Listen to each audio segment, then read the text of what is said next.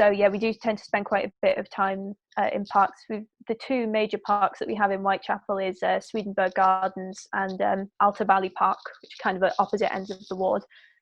So yeah, it's mostly drug calls, drug use and drug dealing that we deal with in parks, as well as rough sleepers as well too.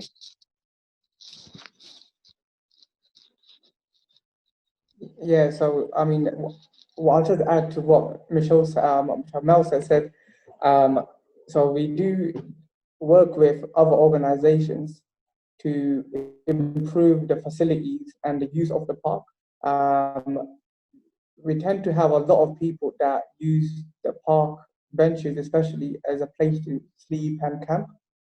And in Sweden, well, because it's a bigger park, they tend to sort of set up a tent around the edges of the park. So what we do as Safer Neighbourhood, we try to not only move them on and enforce the law on them, but we also offer them a lot of support through our outreach team.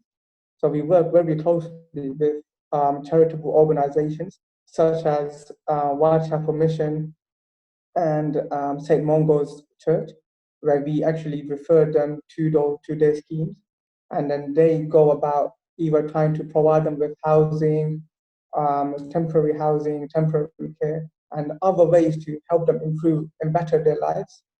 And in that way, what we like to see is the park getting used more and sort of make the park a more of a community use as opposed to not being used. And by not being used, you sort of attract those sort of people, drug dealers, drug users, homeless people as well. So those are the main people we have. Not every homeless person is a drug user, and not every drug user is a homeless person, but we try to address each person with their needs and how best we can support them, as well as if the law needs to be enforced, we do that as well. What we also do is we do provide support as well, which is something a lot of people don't think that we do that, but we do a lot of that as well. Great, thank you. And I don't know how commonplace this is, but I think at Swedenborg Gardens, have you done some patrols with the community groups at the same time, like for instance St. Mungo's? Do you ever do like patrols together? Yes, so we are go on, Mel. And no, you go ahead. Okay, so we do patrols with a wide range of people and agencies as well. So we patrol the parks with Tower Hamlets enforcement officers. So they are officers that are employed by the local council, and their job is similar to our job in terms of keeping the local area safe and enforcing anti-social behavior laws and bylaws. So we actually patrol with Tower enforcement officers, and we also patrol with St. Mungo Church as well. And they also refer us as well. So they also use us to help them as well. So to be honest, we need all partners and agencies with us. We even take like the tenant and resident association head chairperson. He comes with us as well. I don't know if I should say his name, but I think some of you know him anyway. But yeah, so he comes out with us as well. Even Jim's been with us as well. So where we go and just to patrol the area, they may give us information of what's happening in the area, what we should be looking out for as well. Residents are really helpful as well. They tell us of the problems that they're facing, and that gives us a more clearer idea of how bad the problem can be sometimes, and what resources that we need to put in ourselves. So yeah, we patrol with everyone. Yeah.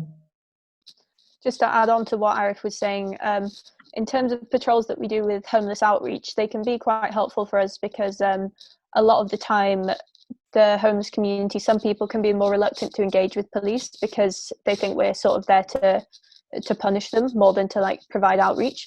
So it's always good for us to patrol with the with St. Mungo's and with the rough sleeping coordinators, because they have some street cred, so to speak. So a lot of the time they can engage with people and kind of be a bridge between ourselves and the rough sleeping community to help them show that actually what we want to do more than anything is provide outreach and provide support. rather than having to take tougher measures. So it's always really good to do patrols with them, as well as with the Tower Hamlets enforcement officers. Great. Okay, perfect. On to the next question. Well, actually, you've pretty much touched on that. Is it important to work with local organisations to carry out your work in parks? I just wondered, like, do you have any other examples other than kind of like homeless charities who you might, obviously you've talked about residents as well, any others you'd like to say, or? Yeah, we sort of work with local schools as well, Michelle. So some of our parks are surrounded by, so for example, Aftab Ali Park is in Whitechapel, on a Whitechapel Road, and that's like a big business community hub where you have a lot of foot patrol, you've got a lot of people that walk through those roads, and you've got a lot of businesses as well. So we engage with the local business to sort of not only to reassure them mainly, but at the same time make it known to them that if there's any issues, we're not far from them. In terms of what's it called, like a Swedenborg community, what we tend to have is a couple of schools that are close, that surround the area. So recently, before the COVID-19 closures, myself and Mel, we went to one of the primary schools where we actually offered our support to them and sort of found out from them the extent of the problems that they're having in terms of the drug dealers, and because that's very serious now. You can have drug dealers on the side where they're hidden, but when they're doing their drug dealing in and around the school area where you've got kids and other vulnerable people. So we try to understand their issues as well. So we work with, so in addition to what Mel said, schools, we work with schools quite a lot as well, primary schools and so on. I think as well, the Swedenborg partnership and like the work with Nature and Us with yourselves is kind of an example of what can be achieved through working with partner agencies, because I think we've seen a lot of progress through Swedenborg partnership and Nature and Us, because it really gives us insight into the community, especially even when we can come to the meetings and you guys tell us what's going on, and it helps us work as a bigger team, because me and Arif's team is only 3 people. It's quite small. So working with like the Swedenborg partnership has been a lot of help, because we can look at different problem areas and people can each tackle other stuff, and it gives us a more focused method to look at things. And it also just gives us that insight into what's going on. So we found it really good working with Nature and Us. And it kind of shows as well, as we were saying, there's sort of 2 main parks that we deal with. In Altabali Park, we don't have the same connections as we do through the Swedenborg partnership in Swedenborg Gardens. So, and I think the difference shows between those. I think we've been able to have a bigger impact in Swedenborg Gardens through working with that, with those partner agencies and all working together. So it's definitely something as well, a model that we would want to replicate in different parts of the ward. If we could take a similar approach to the one that we've had through Swedenborg Partnership in Nature and Us, it really does have a great effect working with yourselves and just all working together as a team for those kinds of hotspots.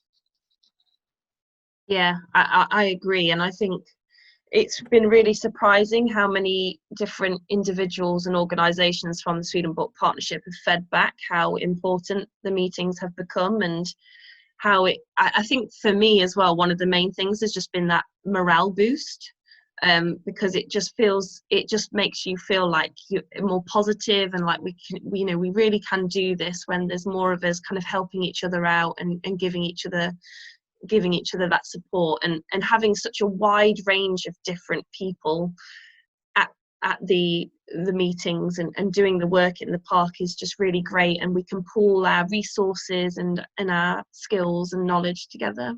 Yeah, I can't wait till when we can do them again. Yes, definitely. It's a big miss. Yeah, it is. So what can the community do, including local residents, and I guess maybe particularly local residents here, because that's what we've mostly got with us. What can local residents do to support your work in parks and green spaces?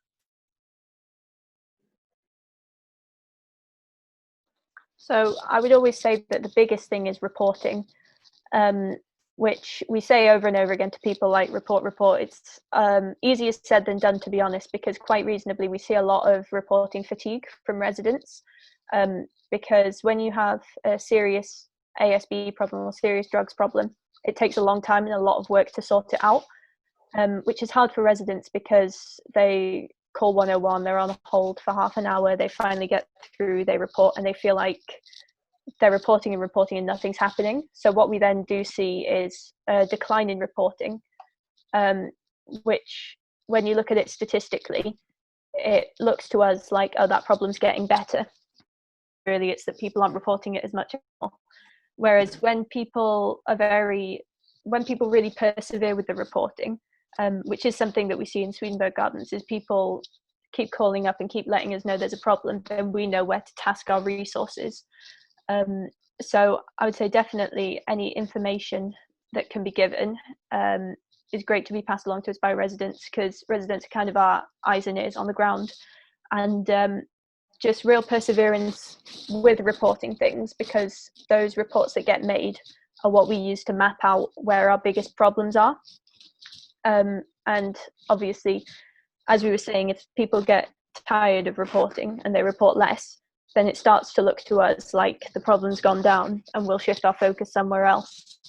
So I would say definitely reporting. I know a lot of the time when we're patrolling through Swedenborg, a lot of residents come and chat to us, which is good, because people can say to us, oh yeah, this is a description of someone we've seen doing this, this is a car that we've seen, and just let us know how people are operating. It really helps us to know what we're looking for and to focus our resources for that. So I would say that's the number one thing residents can do for us. And just stay in contact with us, come and have a chat if you see us out and about, and just keep that connection so that we can all really work together to tackle these problems.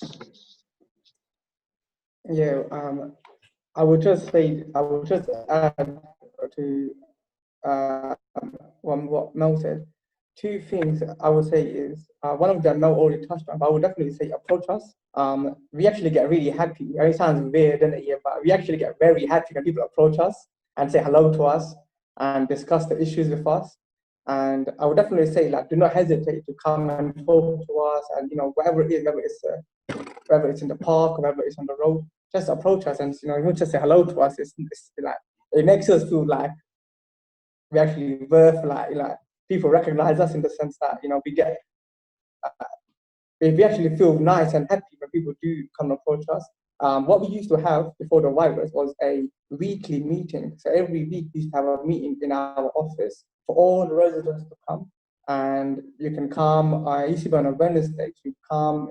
We'll even offer you tea and biscuits or coffee, and you can talk to us about any problems you have and anything really. So it doesn't have to be about issues that are related to an ASB. It could be literally anything.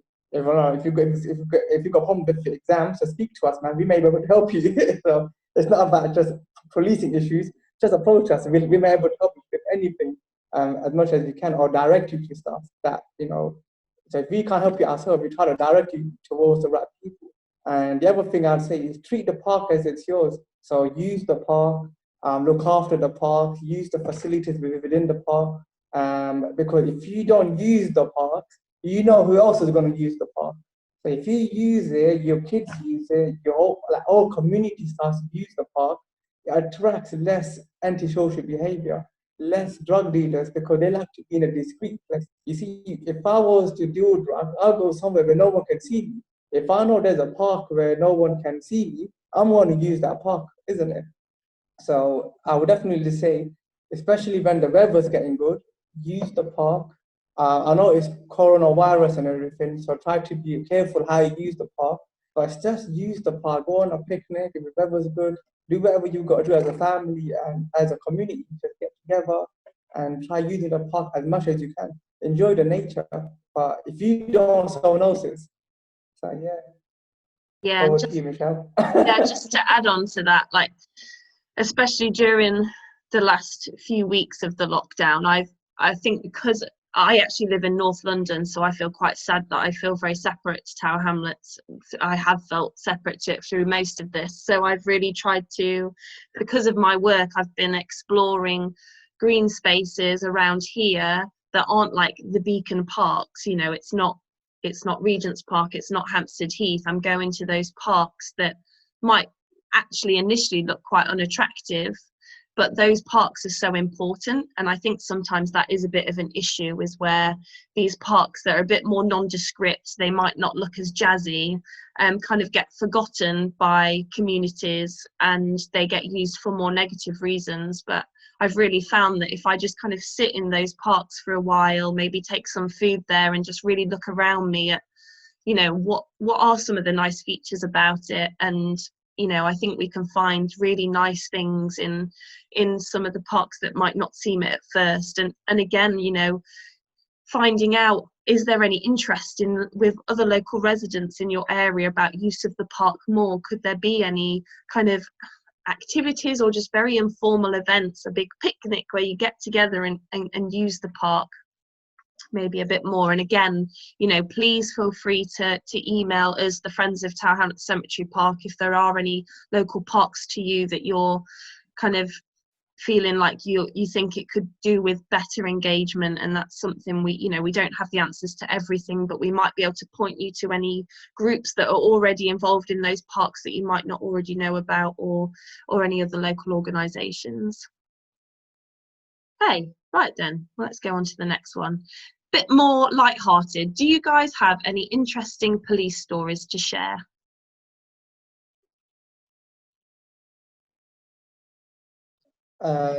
Yeah, I'll share you one. So not too long ago. Okay, so what happens is, one of the things we do in Safe and Neighbourhood team is we educate. So we educate the community. So one of the ways we do this is we attend schools, could be a primary or secondary school, and we deliver an assembly to different age groups. So we talk about different issues relating to safety and, you know, not being influenced by bad groups, and just general, like, depends on the age group. So if we're with very young kid, we talk about danger stranger. We talk about how to stay with mum and dad when you're going shopping, and what to do if you get lost, stuff like that. And with the older kids, like the ones who are just about to leave primary, go to secondary school, or those who are in secondary school, that's when we talk more about the serious stuff, about knife gangs, and grooming and gangs and stuff like that. So what happened was, during an assembly with the little kids, we've talked about danger, stranger, and stuff like that, a little bit of a laugh and a joke and stuff like that. So I asked them, have you got any questions for me? They're like, it's just all the kids, they love giving all these kind of questions, like, sir, do you carry a gun? Sir, can you arrest this? Sir, can you do that? And like, do you fly an aeroplane? Or like all these lovely, like, funny questions. But one of the ones that really made me crack up was when the kid told me, sir, can you arrest my teacher? I was like, it was just one of those very funny ones, like, yeah, arrest my teacher.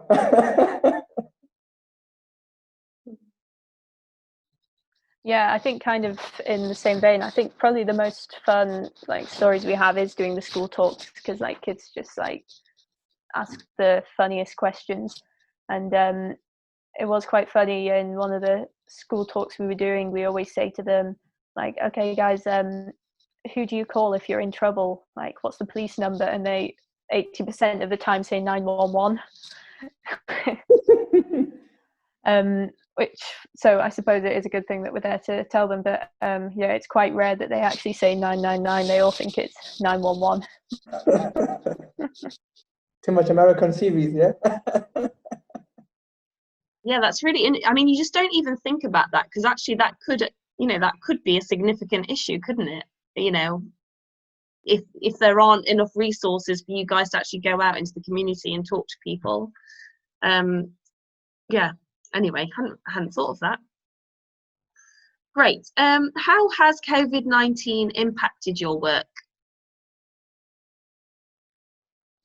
So it actually brought us into the parks a lot, because I would say for a good maybe month to 2 months, pretty much our whole job as neighbourhood police was just going to the parks and making sure people were like sticking to the lockdown rules. So because a lot of different crimes went down, some crimes went up, but some of the usual crime we would be dealing with went down because people were staying inside. So we were spending pretty much all day, every day, just going to parks. We got abstracted more to Wapping, because they had a lot of really like beautiful green areas that people were having picnics in. So we did spend like quite a lot of time there, just making sure people were distancing, sending people home, that kind of stuff. So yeah, that kind of took over our job for a while.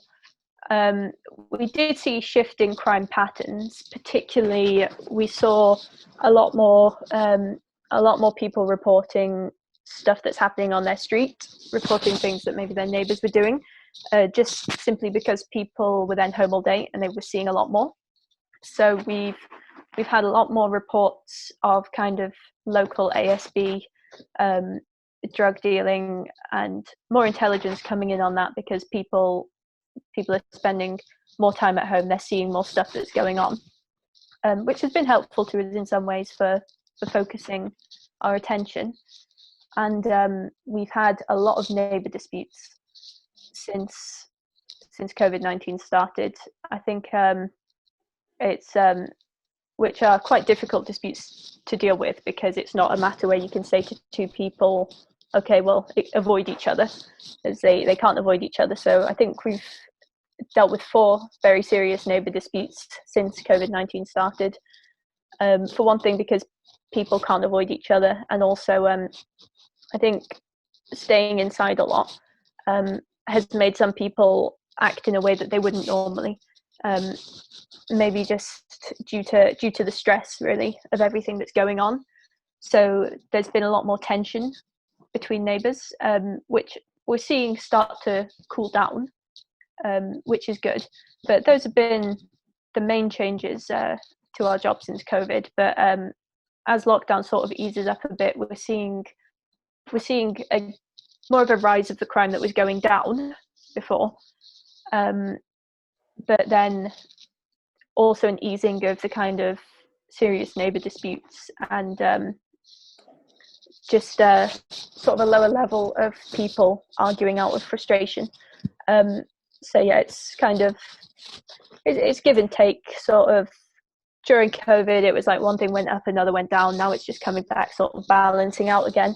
But it's been interesting to deal with different types of crime than usual, and to be doing something else. So yeah, it's all been a learning experience. Yeah, 100%. I mean, the COVID's been a strange one. I think it's been a strange one for everyone, to be honest. It's like a once in a lifetime, to be a once in 100 years of experience for a lot of people. But the thing is, it's a strange one, because like what Mel said, we're getting a different kind of complaints. I'm not going to repeat what she said, because she really explained it really, really well. But what I would just say is, because everything's closed down, that also means a lot of youth clubs that were running have also closed down, even though many have shut down because of the funding issues.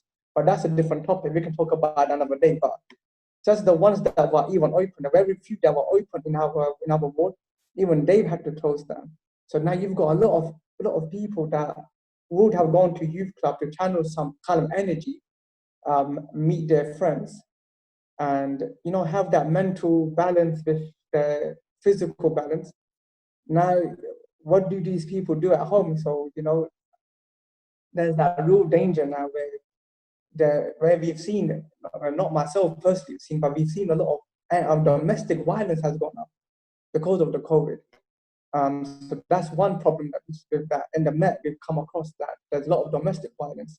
Then the other issue is like what Mel said, is parks as well. The issue we're getting in the park is a different kind of issue. It's not more about drug dealing, it's more about people not sort of not abiding by the social distancing. That's another issue. Although drug is an issue, but the complaints are of a different nature now. The other issue I'd say is the events. We don't have no events happening now, so like everything's been cancelled. So all these council-led activities like music events or sporting events, they've all been cancelled. So, you know, things that kids would look forward to in the year, there's none of that they've got to look forward to. However, there's some positives, to be honest. You know, that's why I say it's a strange kind of problem for us, because whilst there are some new type of problems, there's some good things that have come out of COVID-19. The homelessness has gone down. We've come to work one day, like homeless people on Shadwell train station, Whitechapel station. Yeah, you see them everywhere. We come work next day, like they're all gone. That's because the government pledged to take all the homeless guys away. And now, as you may all know, they've been housed in hotels and so on. Now, for a lot of these homeless people, this is an opportunity that many of them would never have had if it wasn't for the COVID-19. They've been given a place to eat, shower, being fed, opportunity to turn their life around. So that's really positive. And the other thing is that we're seeing is a community are getting together to look after the elderly, the vulnerable, people that couldn't go and do shopping, or those people that couldn't go shopping because of like they're ill. You know, in the beginning of the COVID virus, people were sticking to the social distancing to such an extent that we had like vulnerable people couldn't do shopping because shops weren't open, or there was a very long queue for shops, or people couldn't access their money, their finances. But now what we're seeing is a lot of people are outreach, a lot of outreach workers happen through local residents, not even organizations. These are like people like Jim who are providing food soup and food stuff. So that's stuff we've seen in Swedenborg. But since Jim is here, he can tell us more about that. So yes, there's more crime, there's more people complaining about their neighbors and that kind of stuff, but community are getting together. There's less homelessness as well. And I hope that continues, because although I'm sounding a bit optimistic, it's good to be optimistic, but we are starting to see a little trickle of homelessness coming back into after Valley Park, into Swedenborg. So I'm hoping that most of the people that have been housed are taking this opportunity, grabbing it and just taking it and not letting it slip. Yeah, but I like to hear from Jim what he's done in terms of the food stuff and the food bank. If he's still here, I can't see him, but he's here. Yeah, feel free to unmute Jim if you want to, and you can say a bit, but you also don't have to if you don't want to. Thank you for that, Arif. Very kind of you. Nice word. Yes, it's been good to see yourself and Mel around our location in Swedenborg Gardens and the Orchard. It's always good to see you, and we obviously appreciate that they dragged you away to go and police swapping, which is a different task, I suppose. It's the thing, but there's a few things. But on the food bank front, it's been quite an experience to be involved.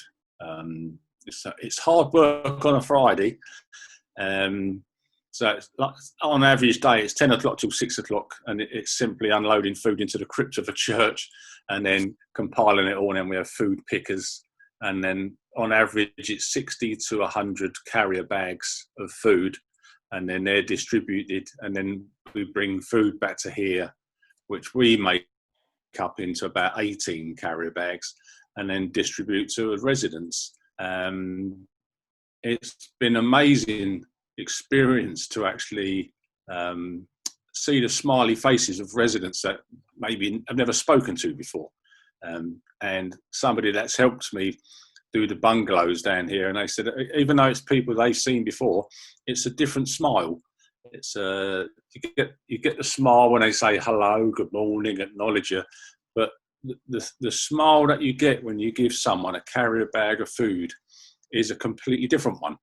It's and it's nice the acknowledgement you get as well. It's all part and parcel of it, obviously. But yeah, it's been.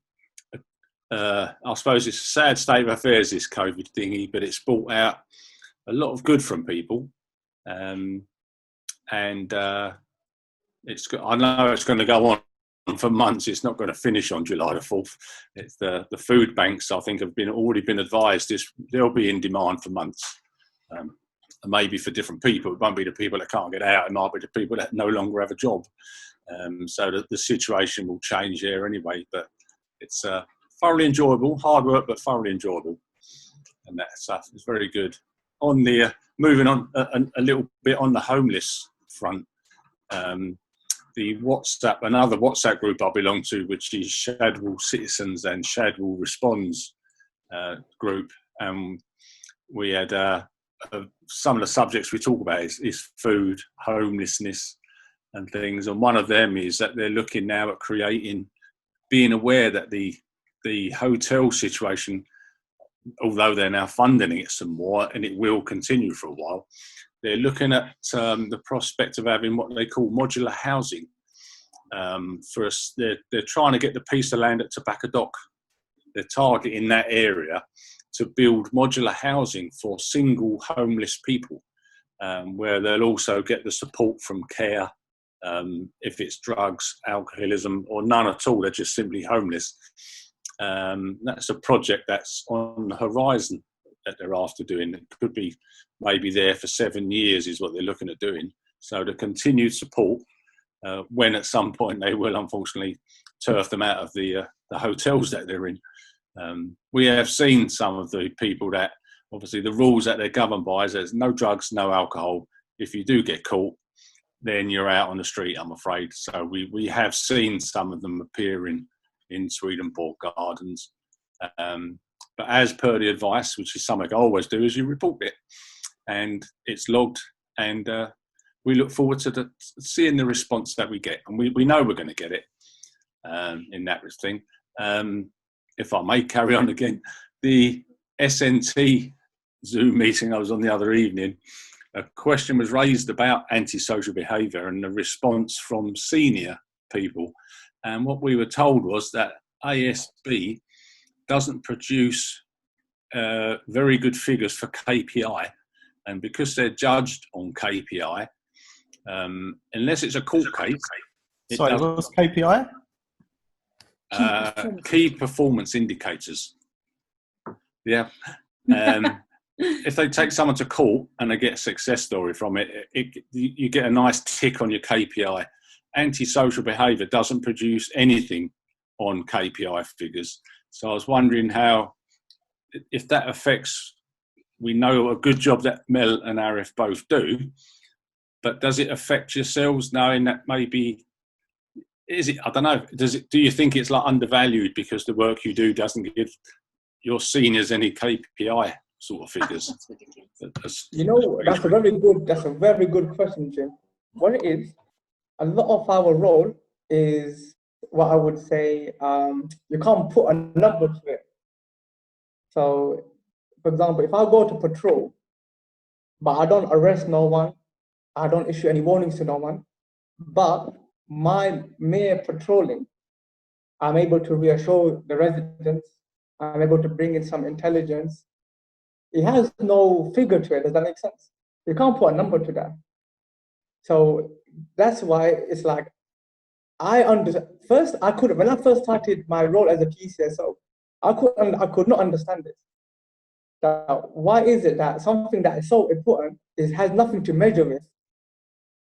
But then what I came to understand, I've been in the job for 12 years now. Now I come to understand that, first of all, why am I doing this job? Am I here to satisfy someone with seeing me on the road and dealing with antisocial behavior in an appropriate manner? That's what makes me happy. It's not about the guy above me who's like, doesn't even come out, for example, who I don't even see. Doesn't matter to me. But that's the attitude we have to have. Otherwise, no one will do their job. Does that make sense? Yeah, I think it's very true what Arif is saying, because SMT is one of the only teams that doesn't have any performance indicators, actually. So most teams would usually have sort of maybe a monthly amount of stop and searches that, not that they have to hit, but it would be a statistic that they would look at to see what the team's doing. We don't have performance indicators at all. The idea is that we work more closely with our sergeant, who is the person that we feed back to about what we're doing. So there's a level of personal accountability in our role, definitely. Like Arif was saying, we answer more to the community. So it's up to us really to measure with feedback from you guys, like how well we're doing in certain aspects, what we need to do to tackle certain problems, and then we work very closely with our sergeant so that he can look at how things are going and say, is this working? What needs to happen here to make things better? Which for our specific job is helpful. But yeah, it's a really good point to bring up. So thank you for that, Jim. I mean, to be honest, just to add to what Michelle and Jim said, just to add to what I also said, is our key KPI is the satisfaction of the people that we serve. You know, to be honest, you know, end of the day, if you're not happy with what we do, who cares what any one of us will say? At the end of the day, when me and Michelle when me and Mel are out and we do meeting our ward panelists, or we're meeting our local residents, these are the ones we're going to be seeing all the time. So we've got to make sure that between me and Mel and Rashid and our sergeant, we've got to make sure that we're on top of our antisocial behavior, we're addressing it properly, and we try to keep everyone, try to address everyone's issue as much as possible. Yeah, so to be honest, man, I hope that answered the question, Jim, but you know, KPI don't mean anything really to us in that sense. You've both answered the question satisfactorily. No, it's excellent answer. It's just I think it's the job that you do, which is a pun here somewhere, at grassroots level, that you stop the people that might ultimately end up in a court case, but the court cases get the pat on the back for the KPI figures. The work that you do stops them, hopefully, even going to court. So I think the reward is personal. It's what you feel yourself, and you know the reward you get from us is always there. It's an amazing job you do. But it's when you hear figures like that, you sort of think, like, oh, how nice is that? You're doing all this work to keep people away from court, but it's only if they go to court you get a good KPI. And you think, do the senior people then sort of say, look, we'll push the resources to get into court rather than stop them doing it in the first place? But thankfully, you're doing a good job at stopping them doing it in the first place. Nah, yeah, absolutely. You know, the thing is, it's prevention is better than the cure. You know, what good is it if you've got 10,000 people in hospital? Well, let's prevent 10,000 getting into the hospital in the first place, isn't it? So that's the philosophy that I like to follow. But if you guys really appreciate us, you know, it's good, man. Really appreciate that. You know, thanks for that, Jim. Great, thank you so much for that input, Jim. We are 10 minutes to 3, so I'm thinking if we can just really briefly go through that wildlife crime question. So it seemed like this was quite an important question to raise, just because often people don't really know what to do. So what should people do if they suspect a wildlife crime? And then we'll open up the chat for other people to ask their questions. Okay, so really, I would say is to know what is a wildlife crime. A lot of people don't seem to understand what it is. I think there's like a misunderstanding in its definition or just general kind of stuff. But I mean, the main thing is, okay, so there are other crimes as well that involve plants and animals, and these are covered in rural crime and environmental crime. Now, the Met has borough wildlife crime officers and also a dedicated wildlife crime unit. And so we work with those two agencies if you have any issues with wildlife in our patch. We also work with other partner agencies as well, to sort of investigate, prevent, and tackle wildlife crime. But if you, as listeners, come across what you may think is a wildlife crime, these are my advice. First of all, don't disturb the scene, leave it as it is, because you don't want to contaminate anything. Don't touch or remove the dead animal or the bird. In the case of some protected species, if you take possession of them, you're committing a crime. So remember that, yeah. So some things are protected. I think maybe Mel might know. Michelle, you probably would know this better than us. Maybe a swan, is that a protected thing that you can't just take away? I'm not sure. But yeah, so be careful of that. The other thing I would say is take some photos or videos of the scene. That would be really helpful for investigation.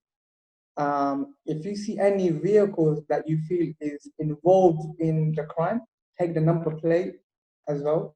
Number plate, but try taking the color or the make and model of the car. And other thing I would say is don't put yourself to risk. And if you feel you're gonna be putting yourself to risk, don't approach anything. You got to maintain your safety first. Yeah. In terms of reporting it, I would definitely say you can contact 101 or 999. If there's someone that is deaf or hard of hearing, then I would say there is a number, but I'm going to give it to you, Michelle. You can send it out to wherever you want. You can contact Crime Stoppers as well. That's another people to use. Crime Stoppers, they're quite good with wildlife crime as well. Yeah, does that answer the question, or did I just waffle along? Yeah, I think that pretty much covers it. Yeah, so I don't think we've ever dealt with wildlife crime in our role. Not really anything. We come across occasionally someone has an injured bird. What about dangerous dogs? Oh yeah, that's true. We have dealt with dangerous dogs before. What the advice generally will be, there is a wildlife crime department. If something is an emergency, then you can call 999 for it, which would be probably, for example, you saw someone like beating an animal, you can call 999 for that. If something's a non-emergency, you can call 101. And there's also the RSPCA, who we usually recommend if maybe it's an injured animal, you might not know if it's a crime or not. I think, like Arif said, you don't want to disturb the scene. Or even, obviously, sometimes people, if they do find an injured bird, then they try to rescue it. But a lot of the time, that can actually scare the animal. Like, just being picked up can scare them so much that, like, their heart stops. So what we tend to advise is to call the RSPCA. But you can call up 999 in an emergency or 101 for more slow time things, because wildlife crime it covers a lot. It could be things like trafficking, illegal, like animals for medicine. It could be poaching, disturbing wild birds, all kinds of stuff. But I would say if you suspect something, report it, and it should be passed along to the wildlife unit to deal with that kind of thing. Or I would say usually wildlife crime would be 101. But RSPCA is good to get a fast response from them, for someone who knows what they're dealing with. Yeah, I mean, I remember once a few years ago when I was working in Bow, on Bow Road, out of nowhere, a swan was on the road, and we literally had to stop the traffic. The swan wasn't even moving, and so it wasn't that long, to be honest, before officers come with specialists. Okay, I think there's certain things you got to do to handle the swan as well. I don't know what they were doing, but they managed to take it into the car quite safe, and then take it wherever you had to go. So I mean, response time is quite good when it comes to wildlife crime. They do treat it quite serious, or even if it's not a crime, just the welfare of the animal. In that case, the swan was literally almost stopped traffic. So